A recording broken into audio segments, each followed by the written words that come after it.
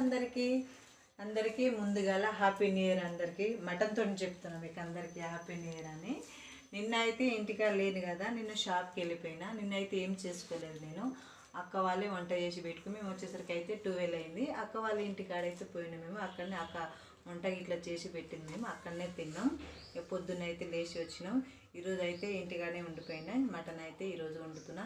అందరికీ ముందుగా అయితే హ్యాపీ న్యూ ఇయర్. అందరికీ కొత్త సంవత్సరం మంచిగా జరుపుకోవాలి, అందరూ మంచిగా ఉండాలని నేనైతే మనస్ఫూర్తిగా కోరుకుంటున్నా.